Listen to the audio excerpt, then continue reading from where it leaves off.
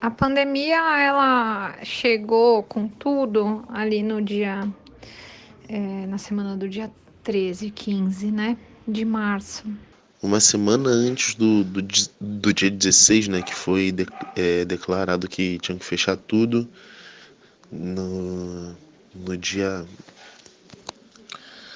Deixa eu confirmar aqui o dia exato que foi. Eu comecei a participar de uma peça de teatro chamada Maravilhoso Escândalo, no dia 13, isso, no dia 13 de março. Teve só uma semana de cartaz. Assim, os 22 eventos foram cancelados no dia 13 de março, por uma mensagem de WhatsApp, inclusive, eu fui avisada. Esse ano, o ano começou interessante porque eu estava de assistente de produção de uma moça chamada Sabrine, né, Sabrine Milha, e daí a gente fazia algumas inscrições de projeto em lei de incentivo fiscal, né, como a Lei Rouanet, por exemplo. E aí em março, né, eu fui convidado antes, mas em março. Eu passei de muitos eventos e um projeto muito grande para um projeto. Né, de meio que do dia para noite, porque, bom, acho que ninguém viu isso chegando do jeito que chegou. Eu nunca me vi acima de quem é carregador, de quem é da limpeza, de quem tá montando palco. E no momento que para todos os eventos, fica todo mundo no mesmo zero. Nós ficamos essa semana em cartaz, eu estava trabalhando como produtor executivo, também correndo atrás de patrocínios e apoios para o espetáculo. E aí, assim que começou a peça, teve que parar por conta do fechamento dos teatros. Tirando toda a parte pessoal de todos os problemas que eu tive, né, da perda do meu avô, focando na parte de trabalho, foi puxado, assim, porque minha renda caiu de uma renda ok, boa, que eu conseguia sustentar a casa bem tranquila, para zero. Me desanimou, no começo foi meio ruim, né? Foi bem ruim no começo, na verdade, porque me desanimou. Então eu fiquei meio perdido. Falei, pô, cara, vou ficar sem receber, não sei o que fazer. E aí, isso me deixou bem triste. Eu ainda recebi alguns cachês bom, de eventos que eu já tinha feito, mas assim, não tinha nada adiante, né? Para frente era zero.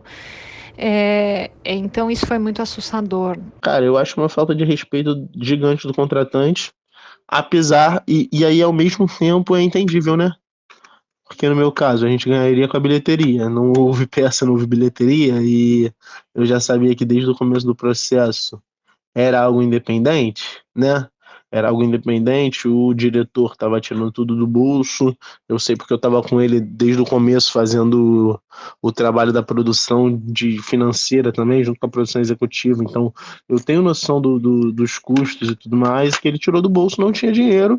E é isso também. Abracei, né? Abracei e não recebi. E aí eu me ofereci para fazer outras coisas, né? Tive que dar uma expandida na atuação em geral, usando conhecimentos que eu já tinha. Fiz algumas assessorias de comunicação para artista. Inclusive, eu fiz até uma obra para outra pessoa, trampei de pintor, né?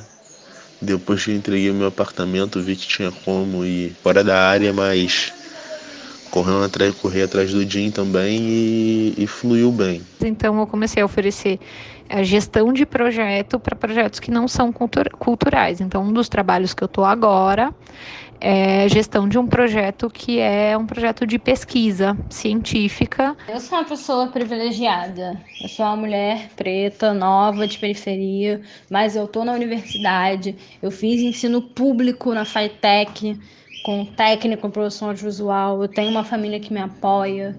Então, essa pandemia, para mim, ela foi possível de existência. Eu tenho um trabalho no Circo Voador que me manteve trabalhando, me manteve pensando e produzindo, porque o ócio é muito desesperador, né? A gente sabe. Então, acho que eu vi pessoas em condições parecidas e até maiores, às vezes, que as minhas, pirarem e se fragilizarem de um jeito que eu não me fragilizei por estar em movimento, e ver isso acontecer de tão perto foi muito doido e me fez pensar muito sobre desigualdade, que é não só uma desigualdade financeira, quando a gente fala de pandemia, né? É uma desigualdade também psicológica, é uma desigualdade de amparo familiar, uma desigualdade de poder contar com pessoas, de ter rede de apoio. Eu acho que todo mundo teve várias fases, né? Fase de medo, fase de porra, querer sair de casa a qualquer custo, mas não sair porque estava preocupado, insegurança até na própria área. Mas isso foi muito louco também, perceber como entrar em outras áreas, né? Porque a gente se especializa e se aprofunda naquela área, porque, a minha especialidade é projeto cultural, é evento cultural. Isso eu sei fazer, eu sei que eu domino. E do nada não tem mais isso para fazer, né? Como eu tô fazendo uma graduação de produção cultural, né? Eu quero trabalhar como produtor e, porra, tá fazendo outras coisas também acabou sendo decepcionante. Como eu nunca saí do faixa, como sempre tinha trabalho, inclusive nesse momento que eu tava fazendo as obras da pintura, eu não me senti mal com isso. Eu tava sempre estudando e tal, e tendo conhecimento de que é momentâneo, né? Mas, tipo assim, gera realmente muitas preocupações, né? A gente acaba enxergando que a nossa profissão também pode passar por altos e baixos, né? Essa diferença que a gente tem no mercado de produção cultural, de quem faz cultura, de quem promove cultura, ela sempre teve aí super discrepante, mas ela ficou muito visível. Então aí fica me passando pela cabeça muito mais eu ter uma estabilidade, né? É aquilo, né? A famosa estabilidade. Que às vezes, pô, se eu sou um produtor de eventos, por exemplo, eu me fortaleço como um produtor de eventos, num momento desse eu ia ficar ferrado, né? E aí, hoje em dia, eu já estou observando o mercado de forma diferente. Fortalece muito mais a minha vontade de ser professor universitário, entendeu? E trabalhar com isso. Fortalece muito mais a minha vontade de, pô, passar no concurso público também, para não ter dor de cabeça se uma coisa assim acontecer. A gente entendeu que a cultura é importante, ninguém ficou sem ver um filme, sem ler um livro. Então rola uma apreciação da sociedade para com o mercado. Mas também acho que as desigualdades dentro do mercado se aprofundaram muito, muito. Nós somos iniciantes, né? Nós não estamos no mainstream, não temos uma estrutura nem de público que possa ajudar, muito menos financeira. E aí isso dificulta em alguns fatores, como por exemplo, nós fizemos uma live, né? Teve o boom de lives, né, na produção do conteúdo aí, logo no começo da quarentena, mas foi tão rápido quanto o boom, o cansaço, né, tipo a estafa. Ninguém mais queria olhar para tanta tela. E acho que esse momento de não querer olhar para a tela foi também um momento de olhar para dentro, de entender como, por quê, com quem eu quero me comunicar, sacou? Entender como, o que e para que eu quero produzir. Quando começou a pandemia, eu estava muito nessa sensação, acho que estava uma coisa geral de que temos que ser produtivos, e a minha principal memória foi no momento que eu me deparei que eu não precisava, que eu podia respeitar meu corpo, respeitar meu emocional, não me forçar a nada, produzir o que eu tinha vontade, de trabalhar com o que eu tinha vontade, não de sentir a necessidade de ser produtiva. Então o que eu posso dizer? Houveram perdas significativas, principalmente porque eu estava no embalo, né, de criar uns contatos diretos e sempre estar em algum lugar, né? Mas, de qualquer forma, eu acho que ali nos primeiros meses, a gente está, até agora ainda, um pouco, a gente está um passo de cada vez, sabe? A gente está tentando não meter os pés pelas mãos, não se precipitar em nenhuma decisão, porque a gente ainda está num momento muito delicado. A gente não tem certeza de nada, a gente não sabe o que vai acontecer daqui 2 semanas, um mês. A gente talvez saiba o que vai acontecer semana que vem, mas pode ser que semana que vem tudo mude, né? Mas por sorte somos muito criativos, então acho que também tem essa diferença de você ver coisas que você não imaginou acontecendo, as experiências sendo valorizadas, Eu senti um grande volume de conteúdo sobre diversas coisas, sobre assuntos assim que eu nem achava que as pessoas falavam ou trabalhavam sobre, e eu senti no cenário de produção essa diferença, assim, muitas páginas falando sobre produção, muitas páginas trazendo áreas da produção, termos de produção que eu nem conhecia. A minha maior dificuldade enfrentada foi conseguir motivação, porque eu acho que você produzir algo em casa, pelo menos para mim, aquilo é muito um espaço, às vezes, de descanso, um espaço que eu me distraio muito fácil.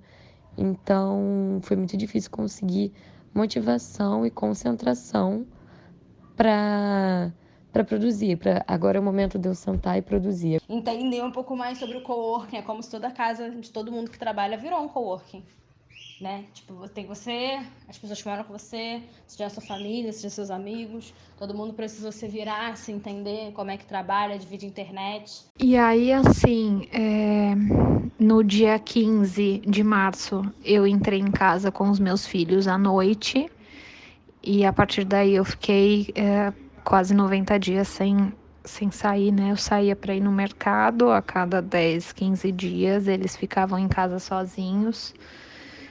Foi tudo muito louco, foi um processo de adaptação mental muito forte, né? Porque quando a gente trabalha com produção, a gente está muito acostumado a sair, correr de um lado para o outro, fazer um monte de coisa junto ao mesmo tempo. E eu tinha ali aquele momento que eles ficavam na escola. E aí eu me tranquei dentro de casa com eles, tendo que reformular a vida inteira, né? É muito louco isso, é muito pesado, né? Com medo de uma doença que a gente não conhecia nada, não sabia nada. E aí ficar full time com 2 crianças num apartamento, foi puxado, né? E aí eu acho que a parte mais louca de uma pandemia, para quem é trabalhador aí da cultura, na área de eventos, de carnaval, ou de ocupação de espaço público como eu, é o desafio da conexão. A de internet, que, pô, às vezes é muito difícil. A de energia, porque passa o carro do ovo, late o cachorro, chama a vizinha, uma loucura, um home office.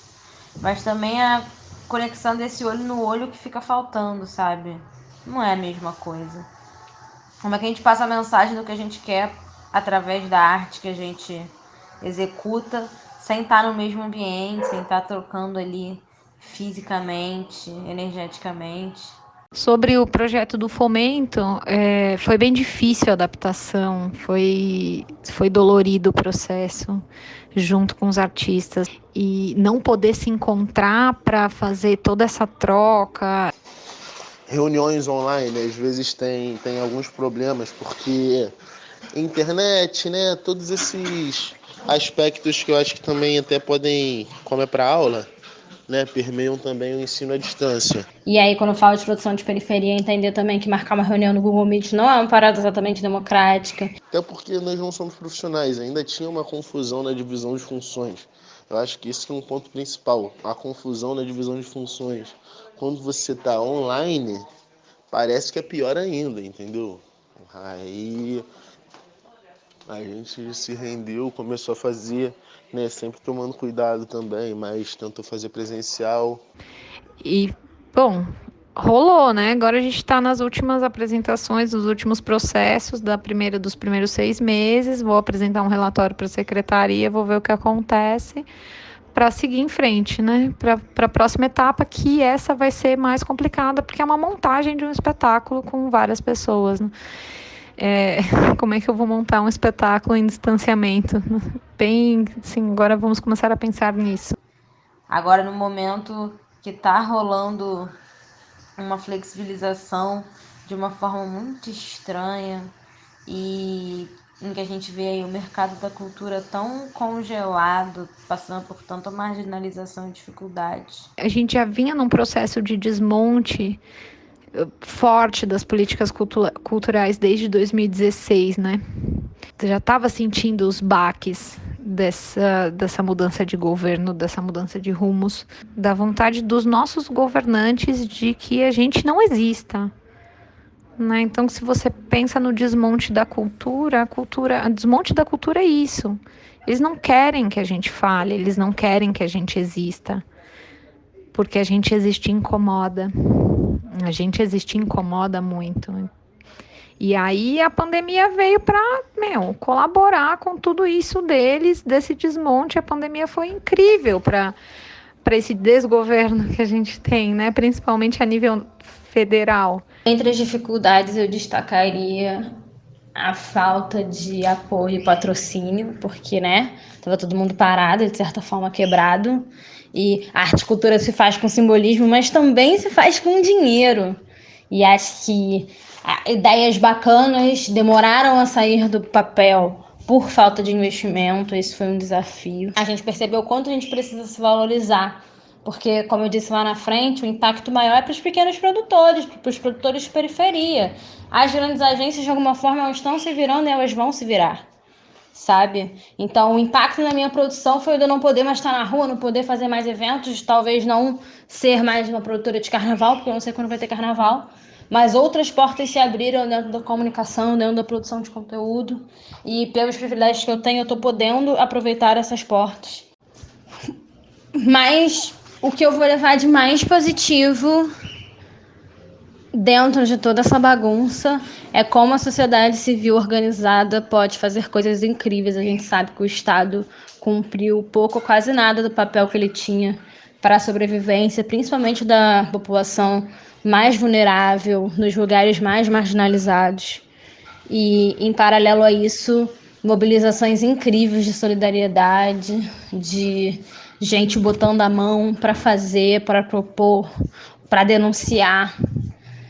E, porra, pra vida, cara, que a gente tem que valorizar muito, muito, muito quem a gente tem por perto, né? Porque nesse momento acredito que não só eu, como muitas pessoas tivemos momentos de solidão, de tristeza, entendeu? Por diversos fatores. E aí eu passei a, pô, valorizar as pessoas. Não que eu não valorizasse, né? Mas passar a valorizar mais o contato humano, entendeu? Acho que isso é legal de se pensar, né? Muito doido a gente, porra, não sair na rua, não poder apertar a mão, né? Não poder beijar, não poder abraçar. Eu acho que isso mudou minhas percepções, ainda mais a gente que é brasileiro, né? Tem essa cultura sorridente, carnaval, de beijar na boca, de sair curtir, né? Como é que vai ser a cantareira pós-pandemia? Entendeu? São coisas a ser pensadas. Porque a pandemia ela mostrou pra gente que ser criativo é importante e que criar experiências é a grande chave, sejam elas presenciais ou não. Mas acreditar que dá para fazer e pensar onde quer chegar para isso, pensar os meios assim, né? Tipo, entender em quem você quer chegar, de que forma. Tudo isso foi importante demais. E é assim que seguimos fazendo, é assim que eu vou seguir fazendo também.